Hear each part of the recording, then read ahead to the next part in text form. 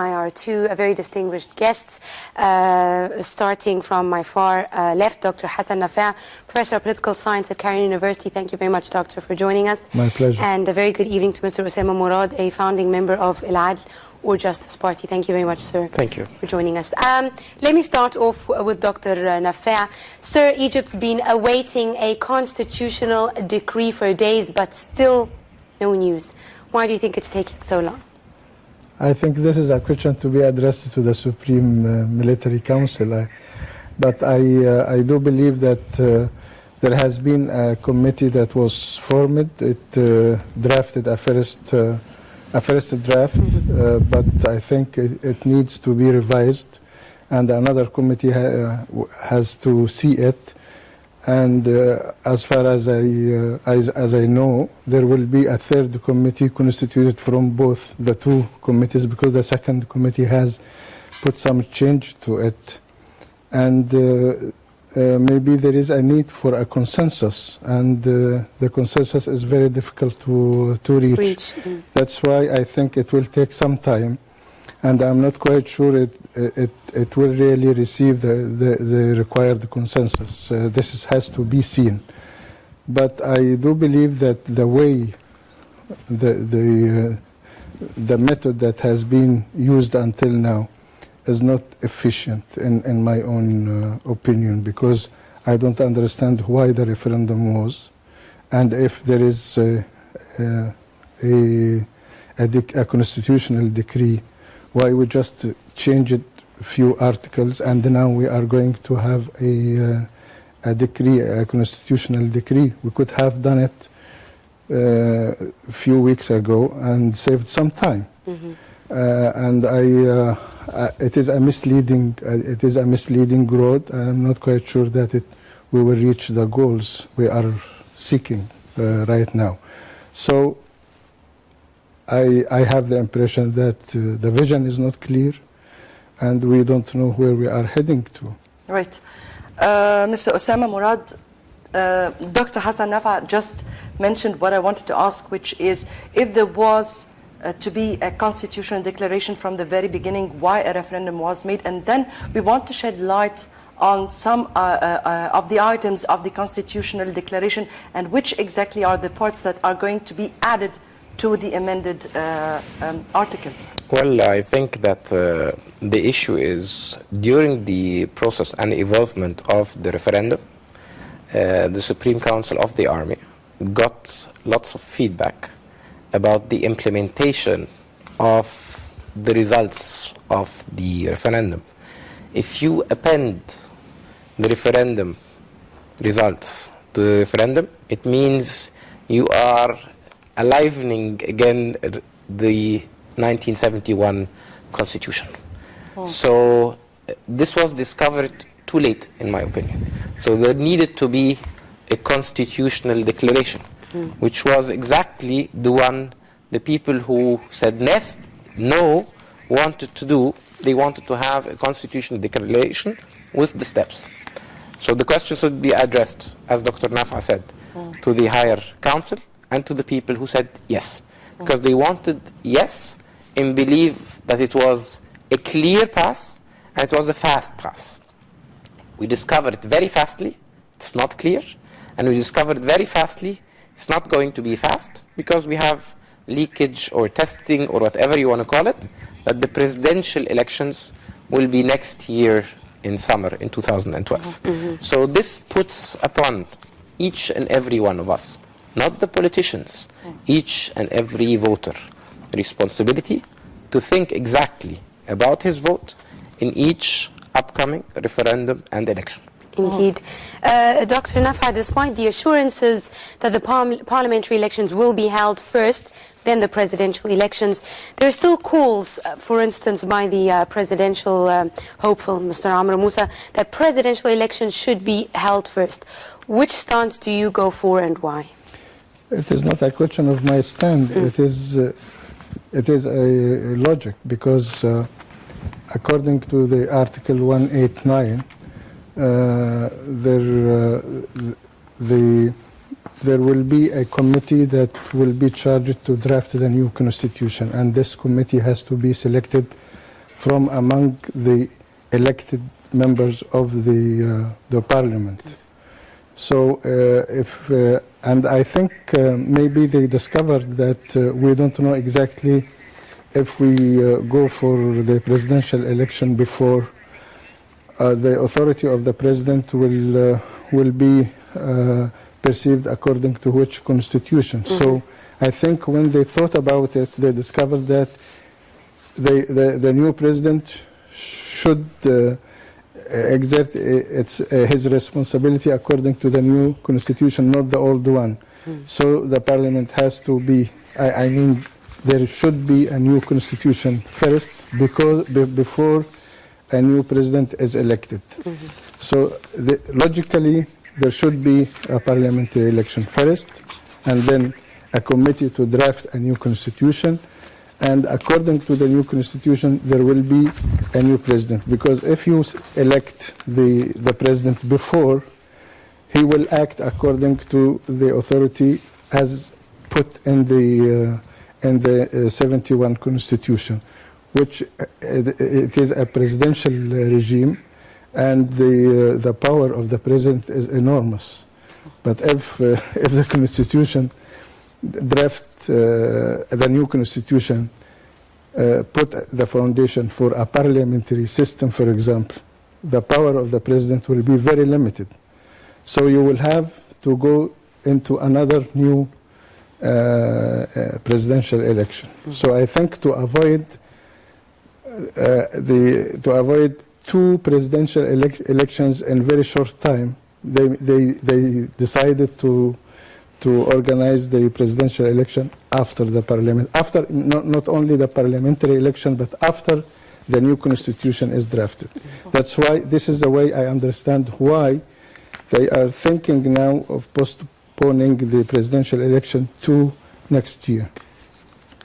Right. Mr. Mourad, here I want to ask you about the articles that would be included in the constitutional declaration. And that's not only it, but we just want to say, if there will be a new constitution, then why a constitutional declaration in the first place? Why referendum in the first place? Remember that I'm one of the no voters. And it was, as we believe, I will use Dr. Nafa's argument, but I'll go back one step. We don't want a parliament before we have the right constitution.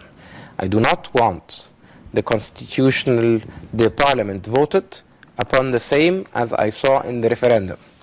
The same unorganized climate, the same ignorance still in areas, the same discrepancies between rural and urban Egypt. I want to give all of us some time to think. I know people will say that if you are willing to vote for a constitutional committee, why are you not willing to vote for a parliament? Because the constitutional committee is different. We will choose nice, intellectual people representing all spectrums of the Egyptian society, who will, in the absence of any power party, put an independently thought constitution for Egypt. Then we elect either the president or the parliament, depending on what system we want. Dr. Hassan wants the parliament. I want the president. I think that Egypt is better off with the presidential system. It is, for us, slightly better. We could have a mix between a presidential and parliamentary. The French system comes very much in mind. But depending on what we decide, we should be the one deciding in a vote or referendum. Do we want a parliamentary or do we want a presidential? And then we vote. But if we vote the parliamentary first, it gives an indication we want a parliamentary system, and we haven't voted on that. Yes, but this is an answer to Dr. Nafa's question, or answer, but not to mine.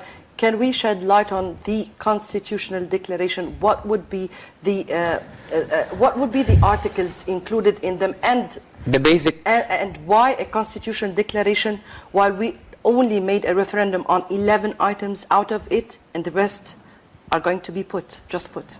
No, the constitutional declaration will include the basic rights and responsibilities of the different authorities, will definitely legalize or reinforce the higher council of the military state, so there is some kind of a constitutional declaration giving them the power to rule Egypt in the transitional period.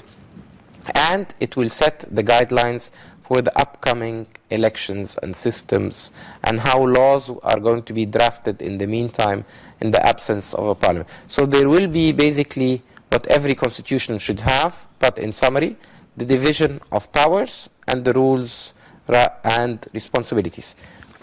We cannot accept the 71, and the army and the committee have found out that there are so many wrong articles or articles needed to be changed, so it might be easier to have a summarized 20-article declaration of saying this is how we are going to go about in the next 12 or 18 months.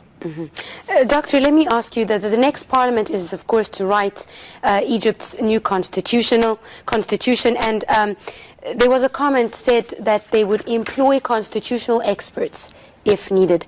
What do you think is meant by the statement "if needed"? Obviously, do you think we need experts to write the constitution, the new constitution? Well, to draft a constitution, you need always legal experts to do it, or constitutional experts to do it. But the question is not drafting a constitution should represent, because it is a social contract between the governors and the governed people. So you need to have political representatives to draft a constitution. I mean to spill out their own thinking, how this contract should be done, how you separate and divide powers, checks and balances in the constitution. And this is a political issue, it is not a legal issue. So the legal comes later, when the main ideas are promoted and are agreed upon. This is why we do need politicians to draft a constitution, to put the main ideas first, and then give these ideas to the legal experts to draft it or to put it in a legally respected way. This is the idea. But I think what we are stuck now, because we don't know exactly how to start. To proceed. How to proceed, exactly. And I personally would have preferred that we start by drafting a new constitution. I mean, selecting the committee first, having a new constitution, and then to proceed first by parliamentary election and then a presidential election.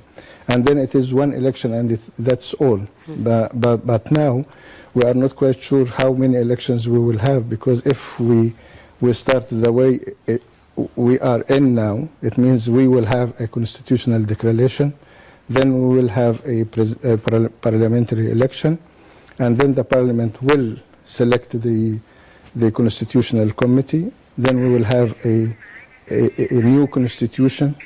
Maybe between time we will have presidential election, but once we have a new constitution, there will be a new parliamentary election and a new presidential election, and it means that you will have very many elections in a very short time, and this is not the way to stabilize the political life in Egypt. That's why I see it as very complicated, longer than we expected, against the idea that the people voted yes, then it will be quick. It will be quick and short. It will not be quick. It will not be short. I guess we have with us over the phone Ambassador Ahmed Hageg, member of the National Council for Human Rights. Thank you, sir, for being with us. Thank you. Now, after news of the draft law on criminalizing demonstrations, protests and sit-ins came to light, there was notable public discontent and doubt over the reasons leading to such a step.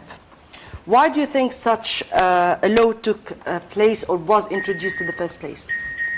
I think it is because of the unsettled questions in the Egyptian society at present.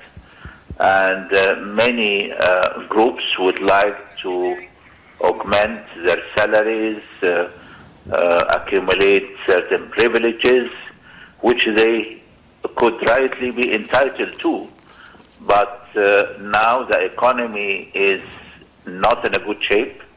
There is a lot of demands. Exports are decreasing. And we lost billions of dollars of tourism proceeds. So it could be necessary to issue such a law. But it should be done after a consensus by all segments of the Egyptian society. We should try to contain the excessive demands of those groups in order not to make the economic situation much harder, especially on the poor. There is no privileges if not being satisfied by returns for the budget. But now the budget taxation is not proceeding as well, and we have lost a lot of proceeds. So I appeal to all segments of society to postpone their legal claims to a later stage, and let us all Egyptian society sacrifice our demands for a certain period till the economy gets on its feet again. Right, Ambassador Haggag, if I may ask here, that some analysts have said that such a law contradicts with laws of human rights organizations and contradict with the principle of the freedom of speech. How do you view this? Yes, in principle, yes. But at a certain stage, when your country is in peril and the whole society could collapse and increase of the poverty, and the government will not be able to pay salaries, especially the government salaries, which we have one of the biggest government apparatus in the whole world in comparison with our population. So I think we need to sacrifice certain needs now in order to achieve the goodwill for the whole society. We should not be in a hurry and be a little bit selfish. If I am not satisfying my demands, then I will try to demonstrate and embarrass the government. Because now the government is the government which we're representing the new revolution. So we should not try to corner the government in order to succumb to some of our demands and sacrifice the interests of the whole society. Right, Ambassador Ahmed Haggag, member of the National Council for Human Rights, we thank you, sir, for being with us. And turning back to our distinguished panel, and we are asking the same demand here. How do you view the new, this new law put into force? I think you mean this new law that is criminalizing the protest and sit-ins. Well, I do see it as anti-democratic, and I am very surprised that this law came after the revolution, which is supposed to open a new era for democratic transformation in Egypt. Well, I understand that maybe the government feel that it is. Maybe the government is feeling that there is that some segments of the population went too far, and maybe the pressure is too high to respond positively to all these demands. But the answer is not to issue such a law, because this is very, very anti-democratic. I think they could proceed otherwise, and they could alleviate all these demands by taking some real quick and efficient decision to change the current leadership in all the Egyptian society, because the unrest is coming from the fact that the Egyptian people do not see the change they have expected after the revolution. So I think if the government started by changing the whole scene, I mean the major leadership that has been appointed by the old regime, that could have alleviated a lot, and the people, if you ask the people to be a little bit more patient, they could have listened carefully and responded positively. But now if you just ask them to stay quiet, to be patient, and to support a little bit more time with the same leaders that they have used, and they see the gap, the enormous gap between the rich and the poor, the gap between the high salaries and the low salaries.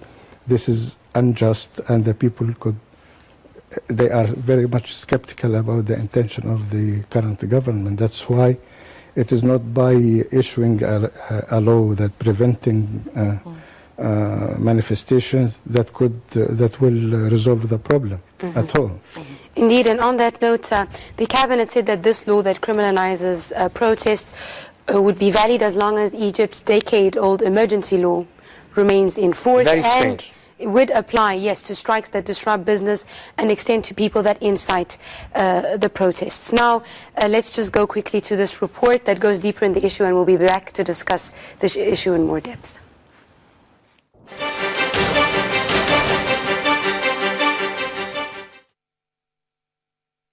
The Egyptian cabinet has passed a decree making illegal any demonstrations or strikes that lead to hindering of private or public authorities.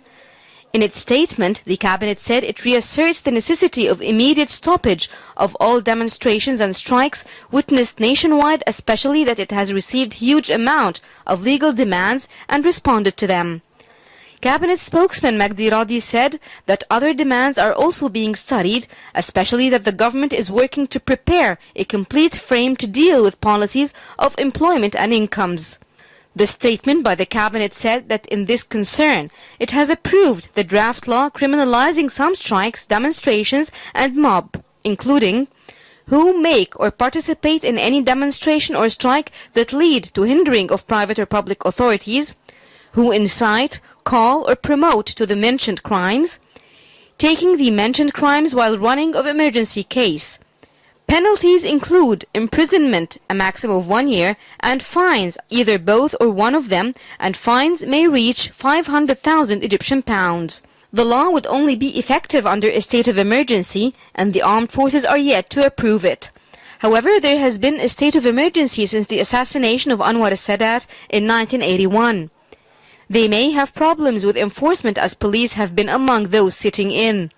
On their part, workers, activists and labor organizations rejected the draft bill. Kamal Abbas, General Coordinator of Center for Trade Unions and Workers' Services, CTUWS, said the cabinet did something terrible. He said the decision won't stop protests because they are fueled by legitimate demands, and it will be condemned by the International Labour Organization ILO as it contradicts international agreements signed by Egypt. Activists say they are preparing a memorandum that includes all workers' demands and will present it to Prime Minister Osama Sharaf. Workers previously condemned statements by Sharaf criticizing sector protests for hindering economy. Workers' demands include the appointment of workers on temporary contracts and the return of workers expelled due to their syndicate activities. These require simple decisions, they say. The January 25 revolt has sparked a wave of strikes by factory workers and bank and public sector employees. Most of the strikes have abated, but some postal workers, police officers, hospital staff and other employees continue to demonstrate for better pay and conditions. The government said the strikes must stop because it had already responded to the demands and was studying others.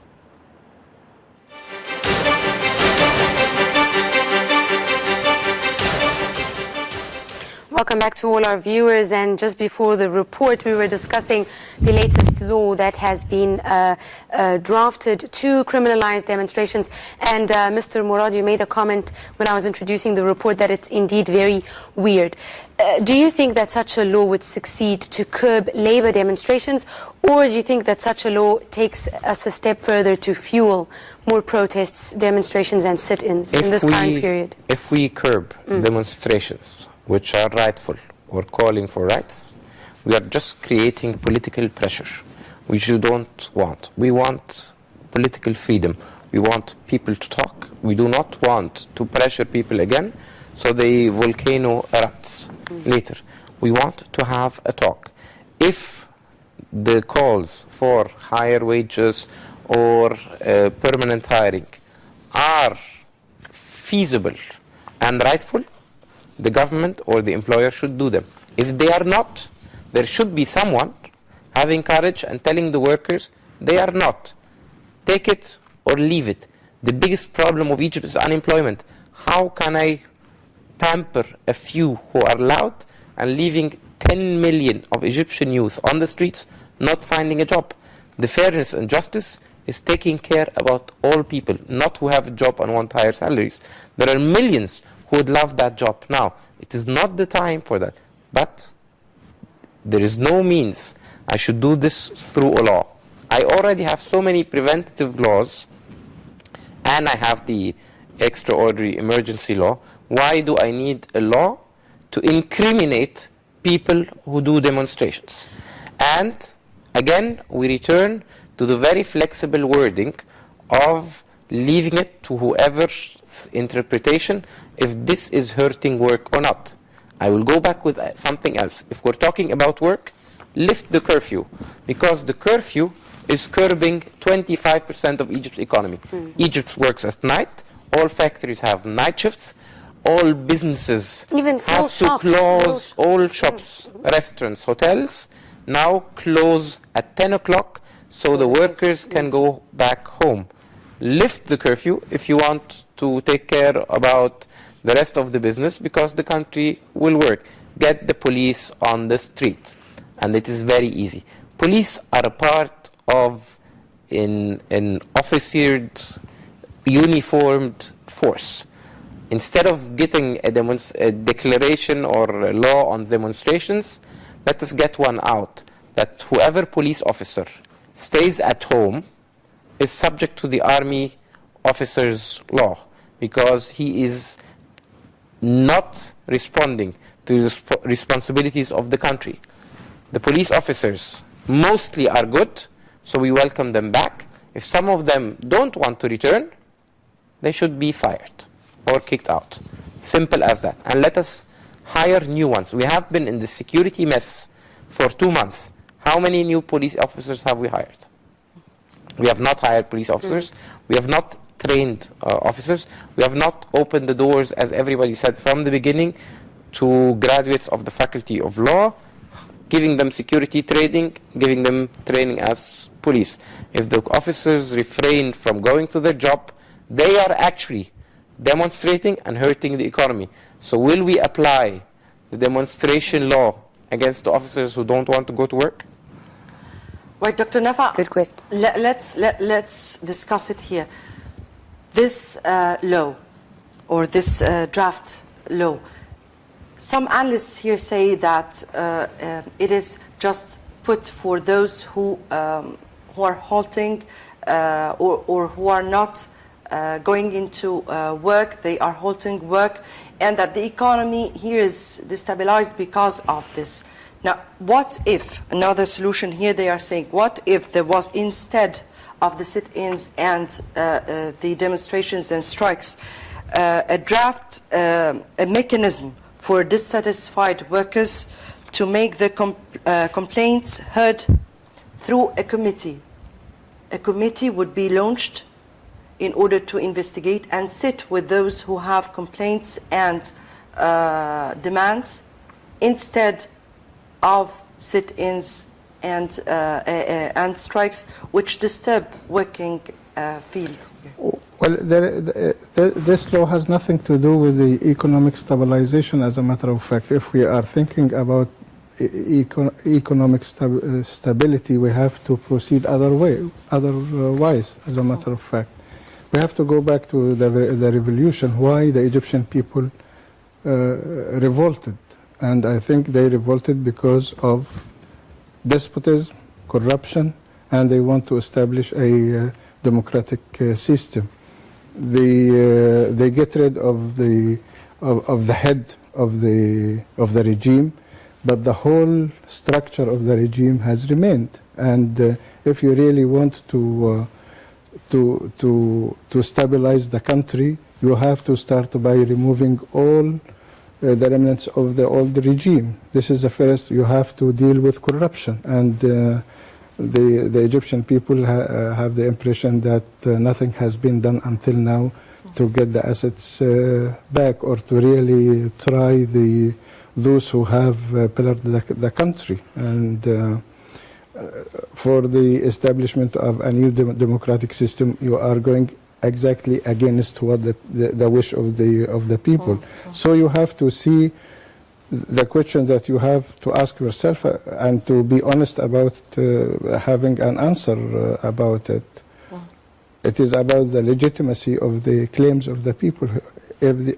Are those claims legitimate or not? And I think they are very legitimate, and you have to try to give an answer. If the people are suffering from this difficult life, and they are claiming to raise the salaries, for example, you have to understand quite well. If you don't have enough resources, you have at least to take some step to... What about disrupting work times? This is not disrupting. I don't think that the people... if you look to the protesters, I think those who are unemployed, who are protesting in the streets, I don't believe that those who are really working in the factories leave their work and go to strike. This is not true at all.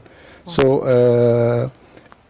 I think this the alibi of economy is not the right one. It is a pretext just to justify why the government is so slow to respond to the needs of the people. Right. Now, Mr. Mourad, actually, labor activists said that the process will continue, and that they will challenge this decision that we've just heard.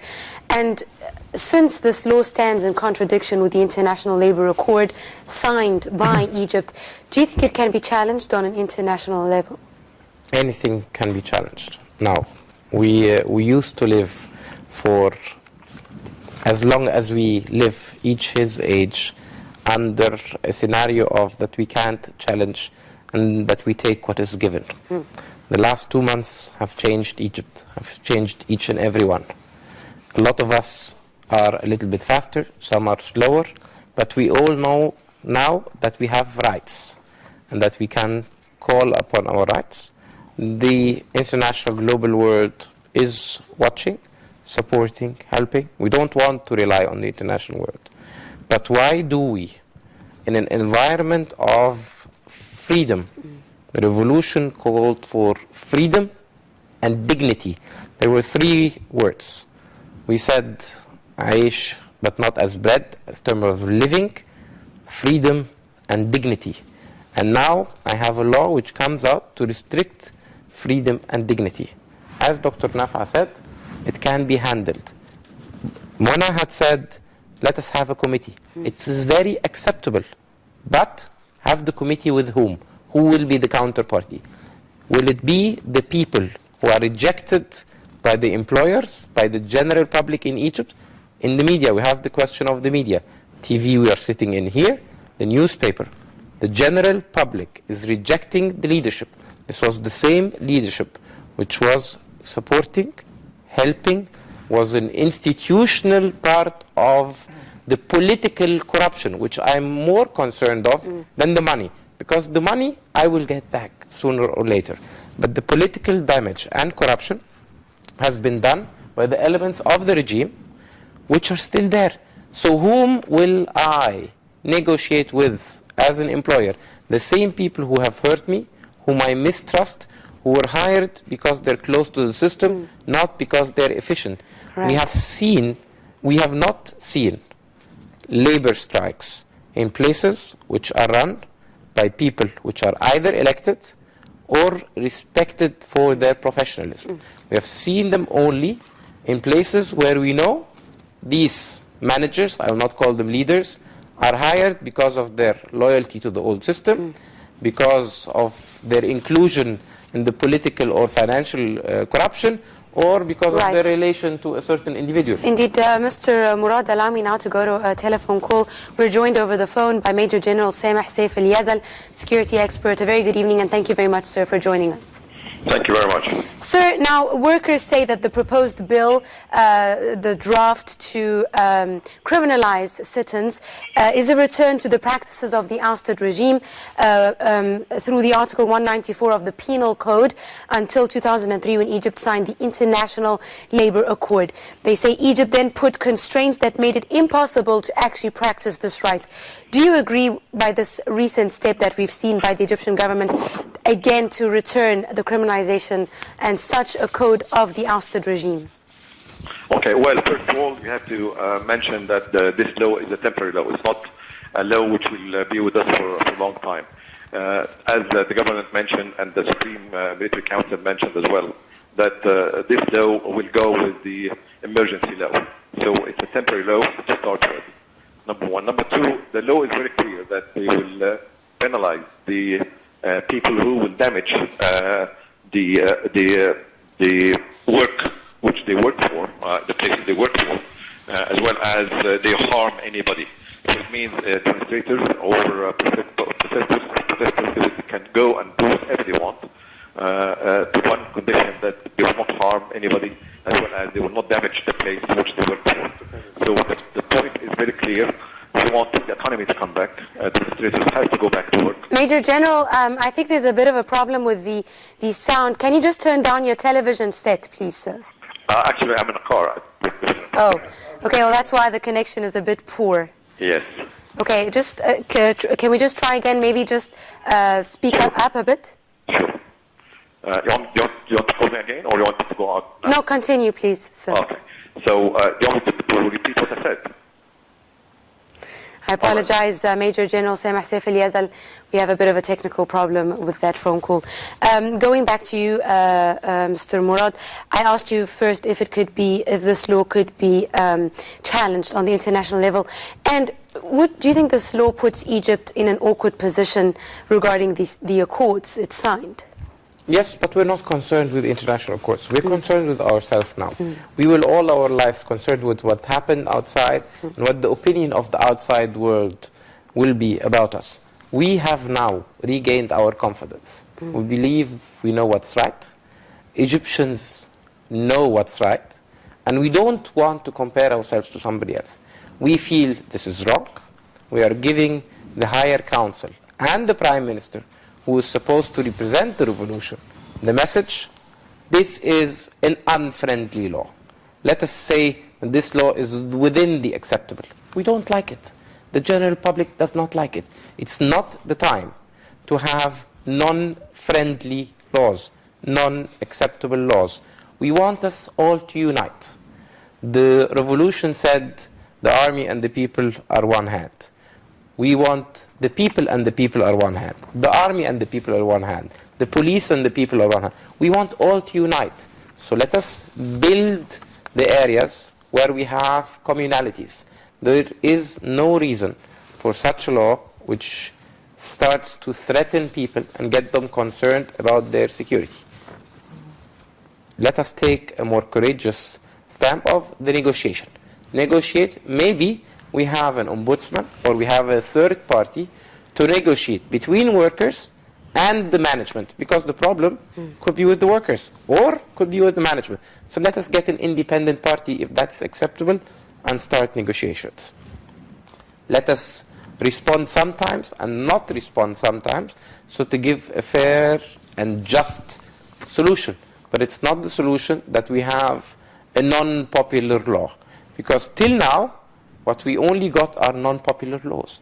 We didn't get anything to make people happy. So let us make people happy, because we are all in the optimism and happy mood. This has to be addressed politically, that we use this in order to build, not in order to get us scared or worried about our future. Right, Dr. Nafa here. Mr. Mourad said something very important, an independent party. Now, who would choose this independent party that is accepted for everybody? This is one thing. And from your point of view, what could be the guarantees that peaceful demonstrations will not be treated as violent one? Look, I will tell you frankly that I have the impression that the purpose of the law is to deter people from protesting. I don't think that it will be really implemented and will be effective on the ground. I already, on my way to come here, I already saw protesters in the Tahrir Square, and I don't believe that this will be forced. It will be received by force. So I am absolutely convinced that this law will not deter people from protesting, and I am absolutely sure that the military will not use force against the protesters. So, on my opinion, it is an effective and an implementable law, as a matter of fact. So the government has to come to its sense again and be sure that the post-revolutionary Egypt could not be run by the same people that used to run the country before the revolution. Egypt has changed, and they have to send the right message to the Egyptian people that Egypt has already changed. The problem now is because everybody has the impression that nothing has really changed, or very little has changed. We get rid of the head of the regime, but this is all. We did not see a real or serious way to tackle the issue of corruption, and to get rid of the symbols of the regime who are everywhere, heading the universities, the governors, the local authority, and all these are exactly the same as they were before the revolution. So without convincing the people that Egypt has changed or is going seriously to change, it is not the referendum. They will not be. The Egyptian people will not be happy or will be content by just going to the referendum and putting a bulletin in the. Right. They want to see a change in their life. Right. It hasn't manifested yet. Right. Doctor, we're joined again over the telephone by Major General Samah Saif ElAdl. Major, can you hear me? Yes, I hear you very hardly, but I will say what I just said again now. All right, sir, let me ask you again. Workers say that the proposed bill is a return to the practices of the ousted regime, which criminalized strikes through the Article 194 of the Penal Code until year 2003, when Egypt signed the International Labour Accord. Now, they say that Egypt put constraints that made it impossible to practice this right. Do you agree that this step by the government puts Egypt again in the reign of the ousted regime? I don't think it's impossible at all. As I just have said minutes ago, that this is a temporary law. It's not a law which will stay with us for a long time, number one. Number two, this law will go with the emergency law. As soon as the emergency law will disappear, this law will disappear as well. And if you understand the law quite well, that the law does not stop the strikers and the demonstrators for strikes and demonstrations. So the point is, they have to do it very peacefully, to the sense that they will not harm the places they work for, as well as not to damage the economy. So the issue is to go back to work and to concentrate in working, and then demonstrate whenever they want, but in a peaceful way. That's the whole issue. Major General, let me just ask you quickly, who decides whether this is a violent kind of protest or if it is a calm protest which isn't disrupting day-to-day life? What are the criteria? It's very simple, that no violence will take place as you don't harm anybody. It's not the right of the strikers or demonstrators to harm anybody. I'm talking about human beings as well as the places they work for. Other words, you can strike for hours, but not for days. When you strike for days, it means you will harm the economy, you will harm the place you work for. And that's what we call violence. Right, Major General Samah Saif ElAdl, thank you very much, sir, for your time. Back to our guests. I can see a lot of shaking of your heads. I actually want to go back. It is the same topic as we have with the constitutional amendments and the declaration. Right. We are addressing a problem which is not seen as a problem. We're issuing a decree without getting back the consensus from the society. I think that the problem with the decision takers now, they are sitting either with the wrong people or they're sitting with too many people who only represent probably themselves. That's why we as a party, ElAdl now, are forming and are awaiting the law to officially announce the party so that decision takers actually have alternatives, people with a strategy, with a political decision to talk to, who represent people on the street. We have not talked to. If we had talked about anything, we would not get this result. The Vice Prime Minister, Dr. Yahya Gamal, was hired for 2 mandates, to reform media and to have a social contract or discussion. He did neither, حوار وطني and reforming the media. Nothing has been done on the media side, and nothing has been done on the social or political talk side. Just before we came into the studio, I read that 3 or 4 of the existing parties denied they were invited even to talk. So something is not happening here. And I think we have to accept the wisdom of the elderly. But we have to accept that this revolution was ignited and will be led by the younger Egypt. Right, on that note, I'm afraid that's all the time we have for tonight. I'd just like to thank our guests, Dr. Hassan Nafaa, Professor of Political Science, Cairo University. Thank you. Many thanks for joining us, sir. And Mr. Osama Mourad, a founding member of ElAdl or Justice Party. Thank you very much for joining us on the Daily Debate. Well, I guess that ends our time here, but before we go, we have to say that we all hope that Egypt is going on the right path of democracy. And many thanks for watching from my side, Mona Mosalhi, and on behalf of my colleague Inji Meher, good night.